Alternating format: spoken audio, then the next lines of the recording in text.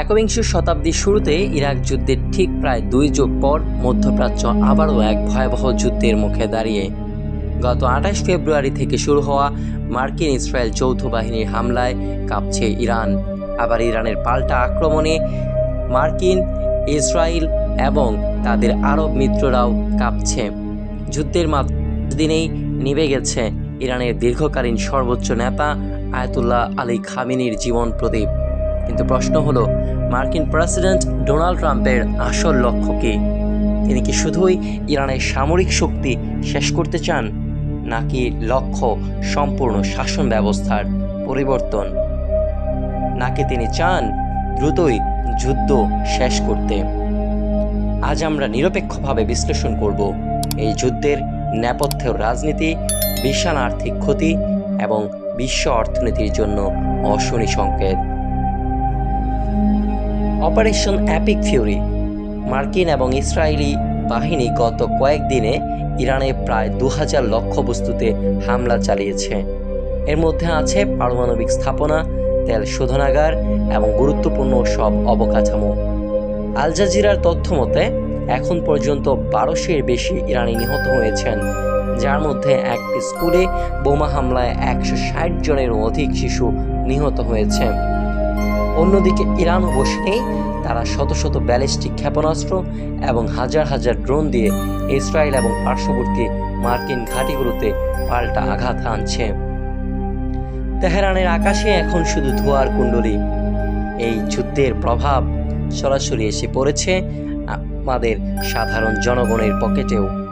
বিশ্ববাজারে অপরিশোধিত তেলের দাম এক সপ্তাহেই ব্যারেল প্রতি $120 ছুঁই ছুঁই। আমেরিকায় জ্বালানির তেলের দাম লাফিয়ে লাফিয়ে বাড়ছে। কিন্তু সবচেয়ে বড় ভয়ের কারণ হলো হরমুজ প্রণালী।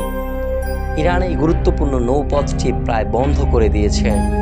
মনে রাখবেন, বিশ্বের মোট জ্বালানি তেলের 20% এই সরু পথ দিয়ে যায়।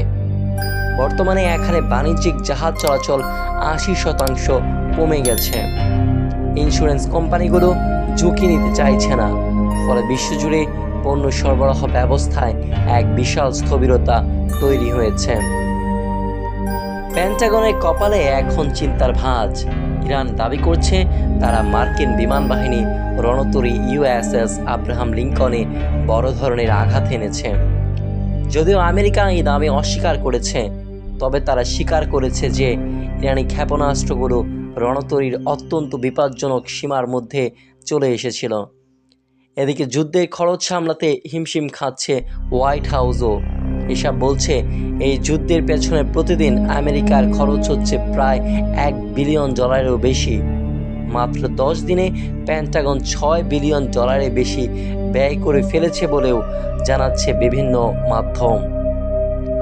এই বিশাল অঙ্কের টাকা আসছে মার্কিন করদাতাদের পকেট থেকে, জানিয়ে খোদ আমেরিকাতেই বিক্ষোভ শুরু হয়েছে।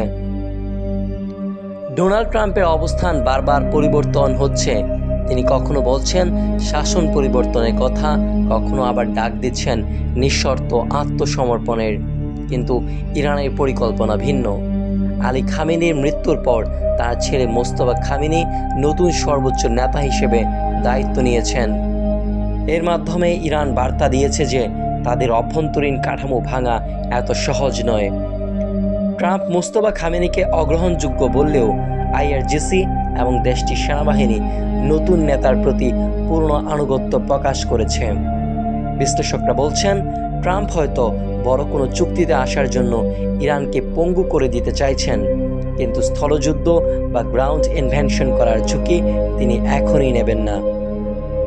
প্রশ্ন হচ্ছে, এই যুদ্ধের শেষ কোথায়? শান্তি, নাকি আরও বড় কোনো ধ্বংসলীলা? একদিকে আকাশচুম্বী তেলের দাম, আর অন্যদিকে হাজার হাজার মানুষের মৃত্যু। সব মিলিয়ে এক অস্থির সময় পার করছে বিশ্ব। ট্রাম্প কি পারবেন তার ডিল সফল করতে, নাকি মধ্যপ্রাচ্য আরও এক দীর্ঘস্থায়ী যুদ্ধের চোরাবালিতে তলিয়ে যাবে? আপনাদের কি মনে হয়?